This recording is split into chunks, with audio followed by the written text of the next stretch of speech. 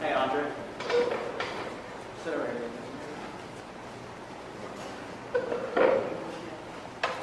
Sit over here. Shoot right there. Hey, shoot. Oh, stay on that. Yeah, you're there. And then put Sheila down to there. All over there.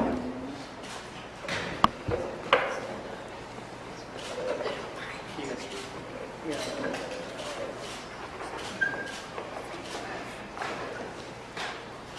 Set off a big microphone. I know.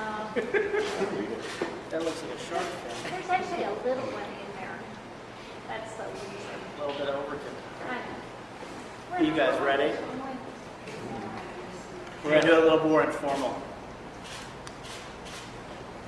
We really appreciate you all coming out at last minute notice, but I felt like it was extremely important, and my office felt like it was extremely important, as well as the Harris family, to address a couple things that have been coming out since the incident last week. The first thing that I'd like to address specifically is the Tulsa County Sheriff's Office media release titled Media Update Number 4. It was officially released on April 9th, 2015. It indicates that on Thursday, April 9th, 2015, at approximately 2:15 p.m., the Tulsa County Sheriff's Office was made aware of a press conference being held by the family of Eric Courtney Harris and their attorneys in Tulsa, Oklahoma.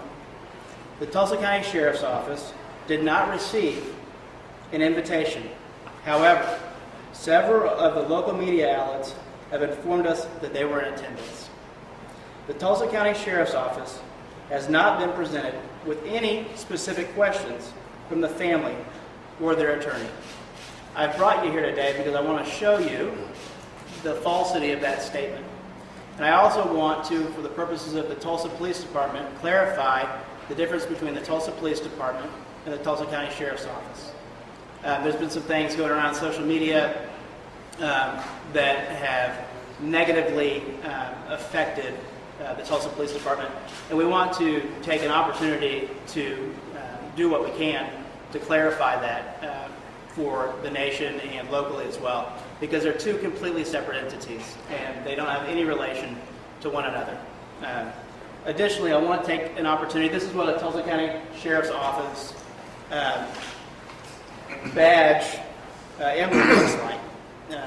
There's no relationship between the Tulsa County Sheriff's Office, Sheriff Stanley Glanz, Under Sheriff Tim Albin, with Chief Jordan, or the Tulsa City Police Department. And I think that that needs to be cleared up immediately in the press. Secondly, I'd like to show video surveillance footage from a Quick Trip parking lot that was taken on Good Friday, the day after Mr. Harris was shot to death on North Harbor.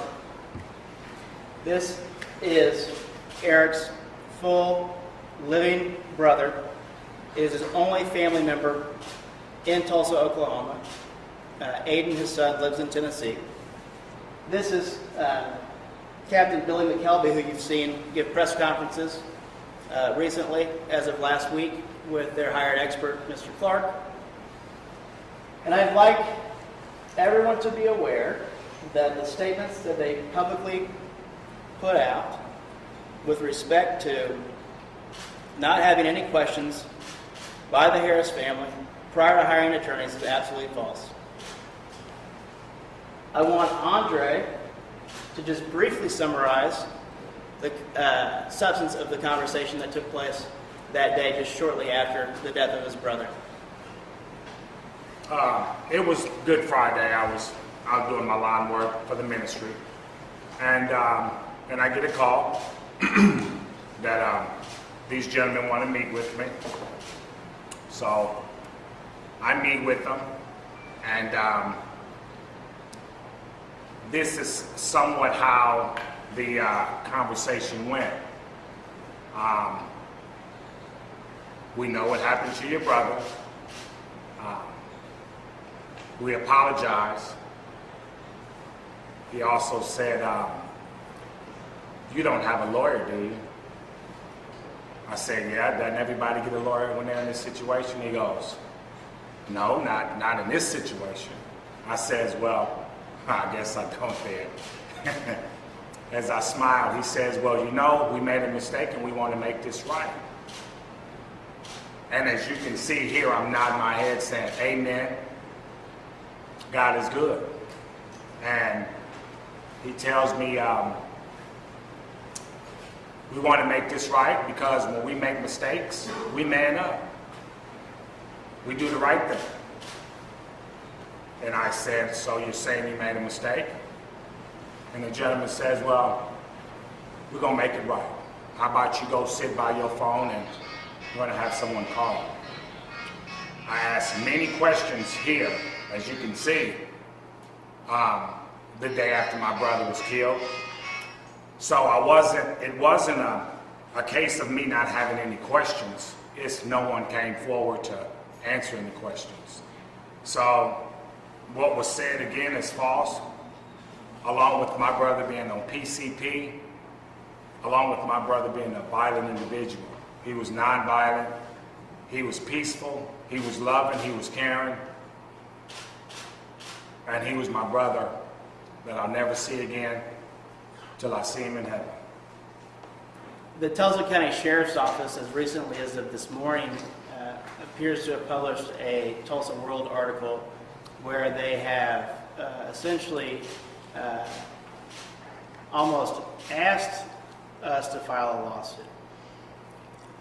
We've got an ethical obligation as attorneys to fully investigate any potential claims and do our due diligence prior to filing any lawsuit. And what we anticipate that we'll be doing over the next several weeks, both through social media, off of our Facebook page, which is Swollen and Reutemann, as well as tweeting information pertaining to our due diligence and investigation regarding the shooting death of Eric Harris. I believe that this will be the first time that the world sees what an office that holds themselves out to protect and serve actually does after a bad shooting. You see videos from South Carolina where you simply can't deny the criminal nature. You can't deny the intentional murder of what happened in South Carolina. The significance of the Eric Harris shooting is one, we lost a really, really good person despite what people are saying, and I think that through time the world will see that. But America is going to see what happens after a bad shooting takes place, when the law enforcement agency refuses to step up to the plate. And they're going to see it happen in front of the entire world. And that's our responsibility as attorneys. That's the way the lawyers in this office litigate cases. And we're going to fulfill every ethical obligation we have to do our due diligence, to investigate all the facts surrounding the death of Eric Harris. Go ahead, Don. I would just like to say one more thing before I forget. The sheriff asked me, he said, did you hire a lawyer? And I said yes, and he told me that, well, if you hire a lawyer, it'll slow this process down. What we want to do is speed this up. If you hire a lawyer, it will gump things up. We don't want to gump this thing up. If I wouldn't have hired counsel, if the Google glasses wouldn't come out, we wouldn't be here now getting justice for my brother. Did you talk to the sheriff? Yes, ma'am. It was a sheriff's office employee, Billy McKelvey. What are your thoughts on the DA's manslaughter charges today? Well, I think it was refreshing to see what happens when a objective, independent investigation is conducted. I think it goes without saying that the investigation of the Tulsa County Sheriff's Department, if you want to call it that, was anything but subjective, objective. I think that that's the difference that you see between an organization like the Tulsa County District Attorney's Office and Steve Kunzweiler and an organization like the Tulsa County Sheriff's Department that financially benefits from Mr. Bates and his involvement with TCSO. But one of the main things that we want to show is you shouldn't have to file a lawsuit to get the truth in these situations. If the Tulsa County Sheriff's Department was as transparent as they've alleged to be, everything would be forthcoming. There wouldn't be anything that was being hidden from the public. And we are going to show that you don't have to file a lawsuit to get those things exposed. What were your thoughts on the presentation last week and the whole theory of slip and capture, that this was an accident, that he was forced to habit, that he did this as opposed to that? Let me address that. It's slip and capture is what they're calling this. It's been described as a phenomenon.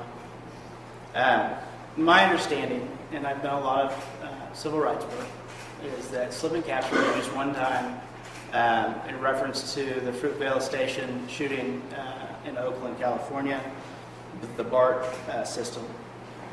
That defense was not successful. It's my understanding that that's the only time that defense has ever been used.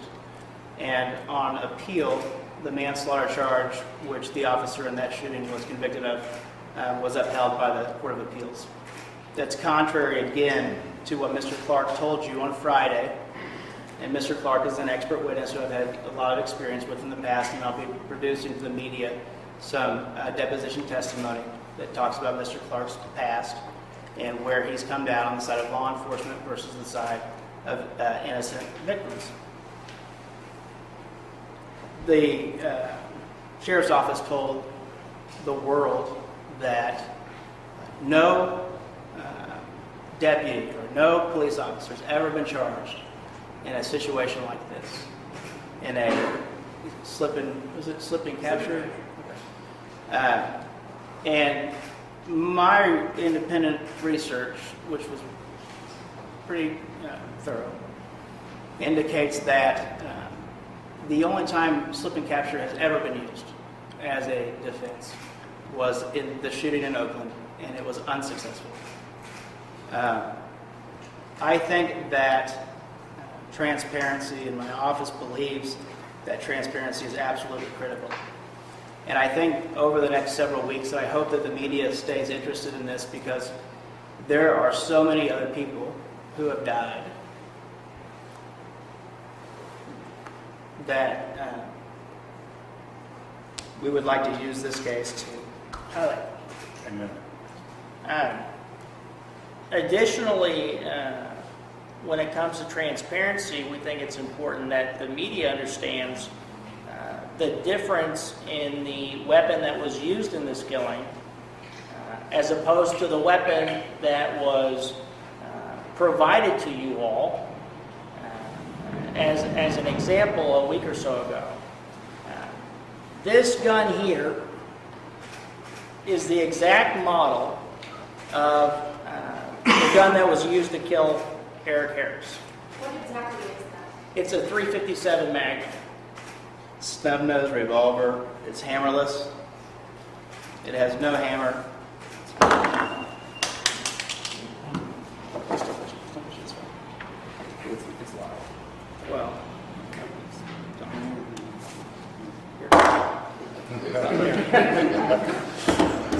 well, you've got to see. There's no way an officer can get this confused for this.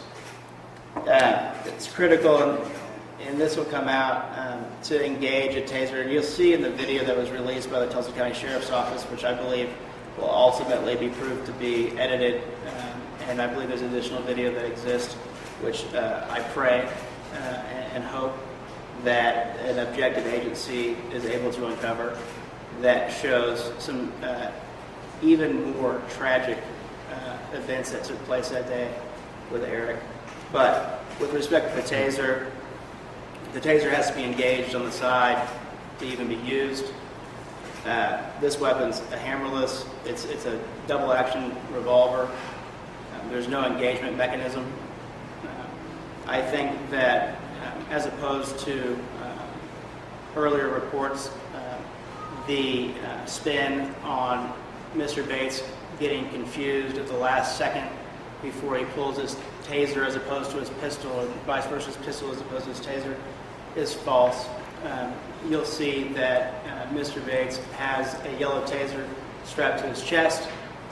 He has a .357 revolver in his right hand, standing over Eric Harris when he shoots him in the back. Do you think this was an intentional shooting? I'm not going to make any statements about what Mr. Bates' intent was at the time of the shooting. I don't know. Only Mr. Bates knows what his intention was.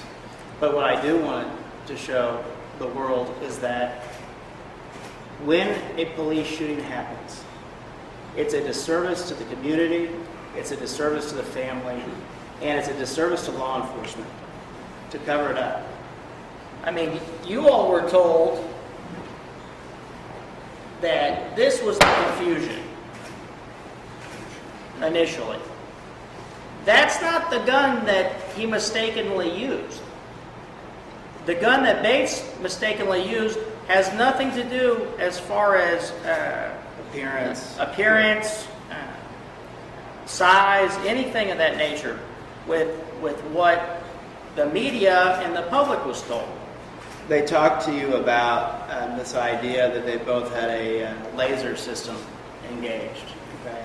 Well, this laser system and the engagement mechanism here on this gun is right there on the side. This button here. I don't want you guys to be that nervous. Thank you. It's not loaded. It's not loaded. This system here is a laser system that's automatically in place with no engagement mechanism like a taser. So to the extent that they are trying to convince the world that he was confused about his taser and his pistol is absolutely false. So you think he knew he had his handgun? I, again, don't know what Mr. Bates knew or didn't know. I'm just saying. I am saying that I am here to do my job and do my due diligence with the team of unbelievable staff that we have to establish that there is absolutely no way if Mr. Bates had been trained at all, which I believe will be reflected ultimately through the lack of records to substantiate his training, that an officer who was trained would never get these two weapons confused. I'm a little confused about Bates being charged. They were also talking about that he might have thought it was a gas pellet bomb.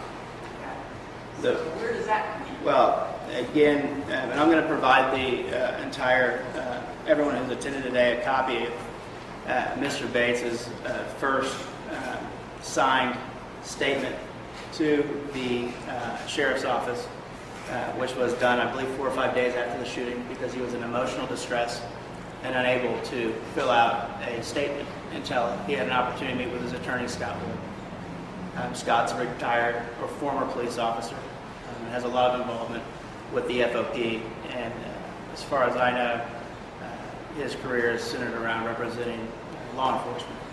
But, I'm sorry, you asked me So what did he say? Was it the taser? Oh, the preliminary report, which I'm going to, the report, the initial report that I've made copies for everybody, Mr. Bates states that he was running from his vehicle and he had a pepper ball gun, a long-range weapon in his left hand, and he used his right hand to power the valve up for that weapon. Again, inconsistent with not only the limited amount of video footage that you've been shown, but if Mr. Bates is carrying a revolver in his right hand and a pepper ball gun rifle, not a pistol, pepper gun rifle in his left hand, there's absolutely no way he can power up the valve on that pepper ball gun. You also use the word taser. I am having, our office has been, ever since the video was released publicly, this initial video, I believe it was on Saturday, we've had a team of video experts that we've used in every case that we've done, reviewing the footage, really frame by frame.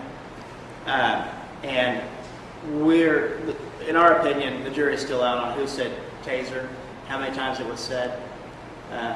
We know that through our review of it, and it's been, at this point, hours and hours of review, that someone said, now, and Mr. Bates walks forward and fires his pistol. We know that there were at least 3 officers who had already subdued Eric Harris at the time the shot was fired. We know that Mr. Bates was the last one on the scene.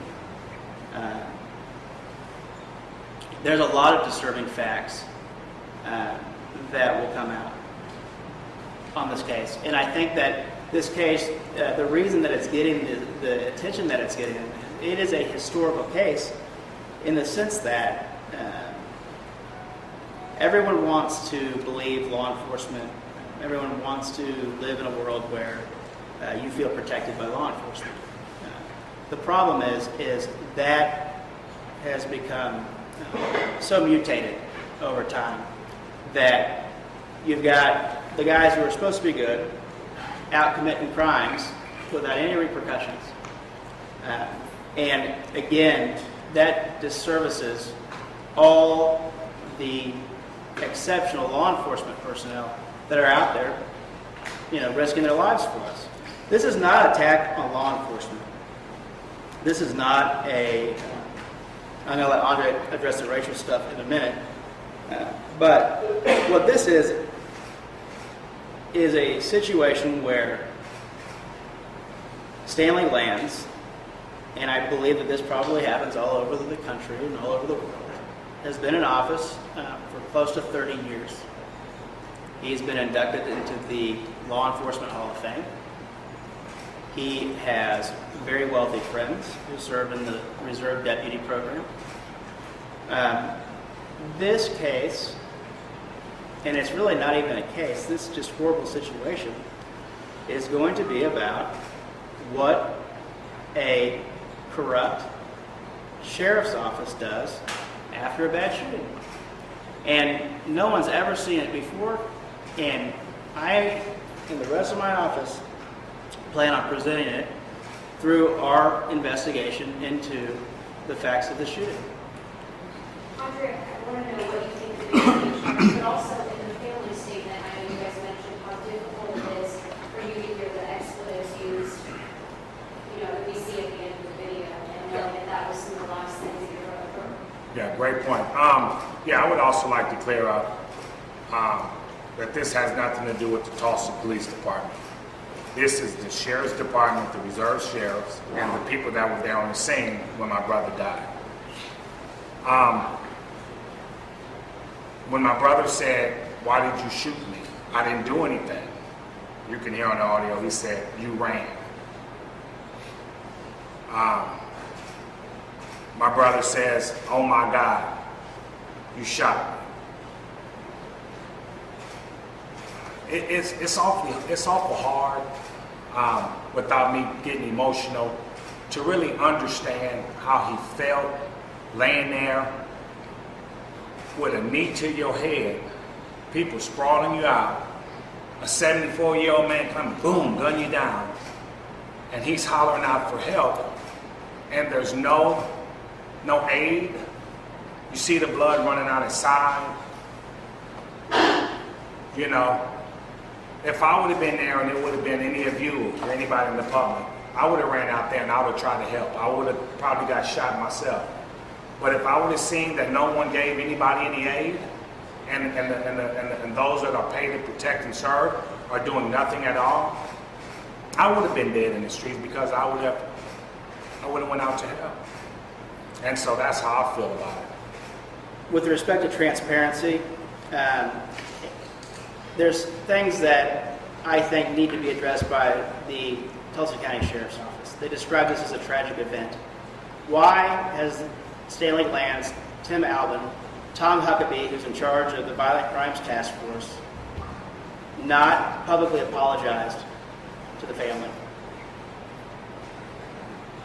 They've acknowledged it was a tragic accident, but yet you haven't heard a single apology to Aiden or to Andre or to the rest of the family that truly loved this guy. Aiden's mom is going to be coming to Tulsa Thursday. They've not been able to have a family funeral because of forensic things that have been going on. But that needs to take place before any kind of healing for this family can take place. And despite what the Sheriff's Office thinks about our office or what we do, I would ask them to set that aside and publicly, in front of the world, apologize to the Harris family. Not only for shooting Eric Harris, but also for going on national and worldwide television and telling them that they heard Eric Harris yell out, "I'm on PCP," when a paramedic asked him. I am the only one who has access to the medical records, and you're going to have access to them now when we're done with the press conference, because I have the authorizations to go get the medical records. The medical records were obtained by my office Monday following the shooting. There's no indication in any of the records that Mr. Harris was on PCP. There's no indication in any of the records that Mr. Harris yelled out, as described by Bob Bates, both in his statement as well as Billy McKelvey, "I'm on PCP." PCP is a narcotic that's been used to taint the viewpoint of the world with respect to African American males. It creates the idea that this was some superhuman. All these officers, however many there were, 4, 5, 6, 7 of them, were in danger. They need to retract their statements on the PCP and wait till the toxicology screen comes out. I'm not passing judgment. I don't know what was in Eric Harris's system. But what I do know is that the records don't reflect what the Tulsa County Sheriff's Office has said publicly. And that's not fair to this family, period. Andre, in that meeting when they're saying they want to make things right with you, what did you take that to mean? Was it a monetary settlement? Can you elaborate on that? When you say, don't get a lawyer, it'll only gum things up. We want to move on this thing swiftly. When we make a mistake, we man up to it. We're going to make this right. You be the judge. It's exactly what it meant. It's exactly what it meant. Here's a little something, if you will, for what happened to your brother. We see you got a line business and you're in the ministry. You probably use a little something. Go sit by your phone. We'll be giving you a call. But see, I had heard from the Lord earlier that day that Andre, things didn't go as they said he did. Let me say this again. When they told me my brother's fault, from the second he got in that truck, while they had him down on the ground, I knew they wasn't talking about Eric Harris. See, Eric Harris is nonviolent. And so when they said that, I said, well, if he fall, this is somebody I don't know. See, I was the fighter. I was the big brother. The little big brother. He was 160 pounds. I'm 250. See, it would have probably took that many to get me down, but not my brother. So when they approached me with the intent that let's make this go away. Let's make it go away quick. Let's make it go away as quick as the scene was cleaned up, washed down, sped away. Let's make it that quick. Let's make it so quick that the news can't even get there. That's quick. After a man is shot by a 73-year-old reserve deputy and dies in the street, and the news can't even get there quick enough on the scene to film it? Are you serious? We'll be presenting video over the next several days of the Tulsa County Sheriff's Criminal Investigation Division in the Dollar General store in their surveillance room, looking at the videos following the shooting. I would suspect that Billy McKelvey and the rest of the Sheriff's Department is going to say, well, that's what we do anytime there's a shooting. Well, and I'd also expect they're going to have a hard time explaining why every one of those individuals on that task force had already left the scene, and they didn't need to have a discussion, but they needed to go in and review the camera system at the Dollar General. I'll be providing in due time a copy of all the video surveillance from the Dollar General store. I believe there are 16 cameras, and we'll provide that to the media as soon as we get it ready. I think that's what we have. We'll just ask that. I think you need to talk about the idea of bringing this community together. I would just like to state that I don't think this is a racial thing. I don't think this has anything to do with race. I might have a hint there somewhere. Maybe this will come out. But this is simply evil. This is a group of people that's spent a lot of time together, spend money together, hang out together, and do a lot, travel together, do a lot of things together. And they gotten real comfortable with how they do things, which when you're the law, I guess you feel like you can do things and get away with it and not get exposed. Well, we come to expose it. We come to pull the mask off the evil. We come to shine the light on the darkness. And we come for change here in our community in Tulsa, Oklahoma, to bridge the gap of North Tulsa, which has, I think, 1 or 2 grocery stores, with South Tulsa, which has, I don't know how many grocery stores. I'll take you. That's a whole other subject. But I think we can come together, our community. A lot of things in Tulsa move slow. I think we could pick up the pace a little bit and just unite a little bit better, and help change some things that have been going on a little bit too long. I think this case will help expose a lot of that, and I just believe that it'll happen. I don't just believe it'll happen. I know it'll happen because this team here, we're gonna fight for justice and we're gonna make change. And you can take that to the bank. Can I ask you about the investigation prior to the shooting? I mean, have you developed a relationship with this undercover officer? Has this been an ongoing thing that they knew your brother? Because, the deal was being made in the car. I'm not for sure the relationship or anything. My brother worked with me with my ministry, with my lawn business. I'd come pick him up and take him to work, and he worked hard every day, and that's about all I know as far as, his coming and goings with me. With all due respect, of course, to your brother, they're saying they felt like he was carrying a gun and they felt threatened. I understand that he was running away. How do you, what's your response to that when saying, okay, well, he just sold us a gun. We felt he had a gun. You say he's not violent. How do you feel with that?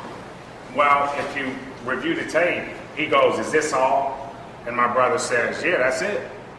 My brother had on shorts. There was 5 or 6 people on top of him when he hit the ground. And then if you notice, there's quite a bit of a pause there. Boom! So, I mean, when you put 2 and 2 together, that's them being violent. My brother should have been afraid of them. My brother is now in heaven with the Lord because of these violent men. Now that cares. So we'll leave you some more later. And if you all stick around, I've got